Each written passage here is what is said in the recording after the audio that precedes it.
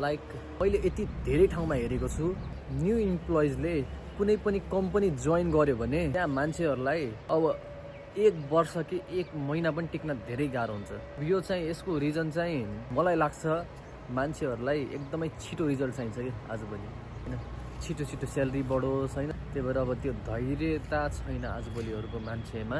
या कुनै पसलमा काम गर्न किन छोड्नु भयो भन्दा अनेक बहाना बनाउँछन् कि उनीहरूले। कमी उनीहरूको हुन्छ तर बहाना चाहिँ उनीहरूले बनाउँछन् कि है, त्यो बहानाले चल्दैन नि।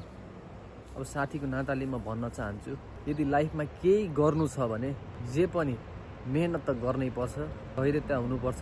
यदि तपाईँहरूलाई त्यो काम मन पर्दैन भने नजानुस् है, पहिल्यै नजानुस् न, 1-2 हप्ता काम गर्नुहोस्, छोडिदिनुहोस्। किनभने तपाईँले काम गरिराख्यो भने बिचमा छोड्यो भने उनको पनि काम बिग्रिन्छ र तपाईँको पनि इमेजलाई एकदम एफेक्ट पार्छ कि है, यो मान्छे त फलाना मान्छे त त्यहाँ पनि गरेन, यहाँ पनि टिकेन होइन, उता पनि टिकेन भन्ने हुन्छ कि।